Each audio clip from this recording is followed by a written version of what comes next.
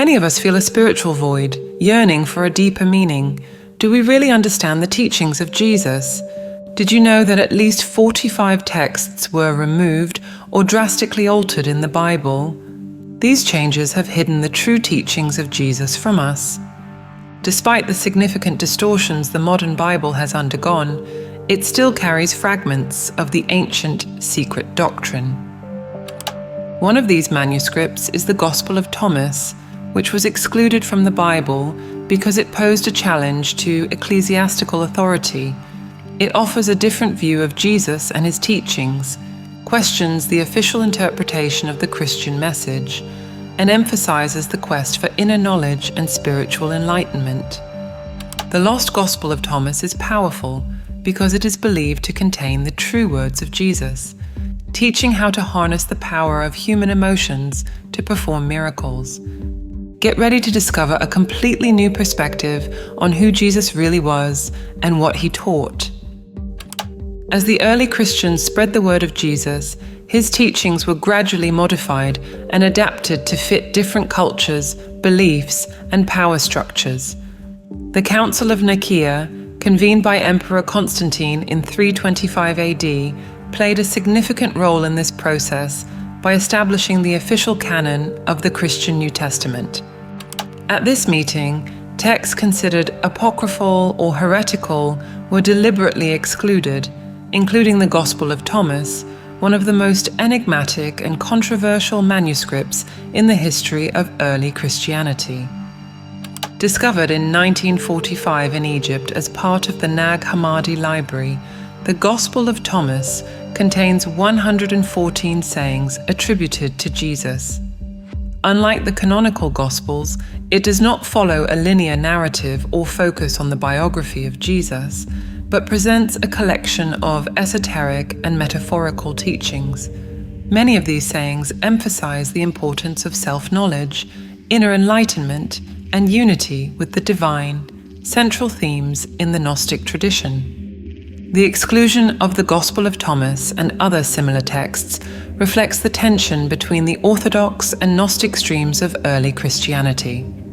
While Orthodoxy prioritized the authority of the Church, the divinity of Christ, and salvation through faith, Gnosticism valued individual mystical experience, esoteric knowledge, and redemption through gnosis, or spiritual knowledge. By rejecting Gnostic texts, the Council of Nicaea consolidated the Orthodox view as the only acceptable one, suppressing alternative perspectives on Jesus' teachings. This suppression had lasting consequences for the development of Christian theology. By emphasizing a literal and historical interpretation of Jesus' life, Orthodoxy neglected the symbolic and mystical aspects of his teachings, reducing his message to a set of doctrines and dogmas. Furthermore, the exclusion of texts like the Gospel of Thomas deprived Christians of valuable insights into the nature of Christ consciousness and the potential for inner transformation. However, the rediscovery of these lost manuscripts in the 20th century has sparked renewed interest in Jesus' original teachings. Scholars and spiritual seekers have been exploring the implications of the Gospel of Thomas and other Gnostic texts, seeking a deeper and more comprehensive understanding of the Christian message. By reclaiming these suppressed perspectives, we can glimpse a richer and more multifaceted view of Jesus that transcends the limitations of orthodoxy and points to the direct experience of the divine within ourselves. But what does it mean to say that Christ is a state of consciousness and not just a person? As we explore the forgotten teachings of Jesus, an intriguing concept emerges. Christ is not just a historical figure, but also a state of consciousness. This idea challenges the traditional view of Jesus as a unique divine being, and suggests that we all have the potential to achieve Christ consciousness. In the canonical Gospels, Jesus often speaks in parables and metaphors, indicating that his words have a deeper meaning beyond the literal. When he declares, "I am the way, the truth, and the life," he he may be referring not only to himself, but to the state of consciousness he embodied. This state is characterized by wisdom, compassion, and unity with the divine. The Gospel of Thomas, excluded from the canonical Bible, presents this perspective even more explicitly. In it, Jesus states, "Whoever drinks from my mouth will become like me. I myself shall become that person, and the hidden things will be revealed to them." This passage suggests that by internalizing Jesus' teachings, we can become like him, awakening to the same enlightened consciousness. This notion of Christ as a state of consciousness aligns with the Gnostic idea of the divine spark within each human being. According to this view, we are not inherently sinful beings in need of external redemption, but inherently divine souls with the capacity to realize our true nature. Jesus, then, would not be the only Son of God, but an example of the latent potential within all of us. Understanding Christ as a state of consciousness has profound implications for spiritual practice. Instead of merely venerating Jesus as an external savior, we are encouraged to cultivate the qualities he embodied: love, compassion, forgiveness, and wisdom. Through meditation, prayer, and compassionate action, we can gradually attune our consciousness to the Christ frequency. This approach also emphasizes individual responsibility for spiritual growth. It is not just about professing faith in Jesus, but actively transforming our thoughts, words, and actions to reflect Christ consciousness. As the Gospel of Thomas states, "If you bring forth what is within you, what you bring forth will save you. If you do not bring forth what is within you, what you do not bring forth will destroy you." By recognizing Christ as a state of consciousness, we open the door to a more experiential and transformative spirituality. Instead of relying solely on external doctrines and rituals, we are encouraged to dive deep within ourselves and awaken to our true divine nature. Investigating the biblical and historical evidence about the Essenes, a mystical Jewish community that flourished from the 2nd century BCE to 70 CE, we find intriguing parallels with Jesus' teachings. The Essenes, known for their profound spiritual knowledge, may have played a significant role in shaping Christ's original message. Evidence suggests that John the Baptist, Jesus' predecessor, had strong connections with the Essenes. Flavius Josephus, a 1st century Jewish historian, describes John as a charismatic leader who practiced baptism for spiritual purification, a central practice among the Essenes. Additionally, John baptized in the Jordan River near Qumran, where the Essenes maintained a community. Jesus' teachings echo many Essene principles: the emphasis on non-violence, love for one's neighbor, humility, and renunciation of material possessions reflects the Essenes' core values. Moreover, Jesus' criticism of hypocritical religious leaders and his rejection of legalism in favor of inner purity align with the Essene stance of challenging the established authority of the temple.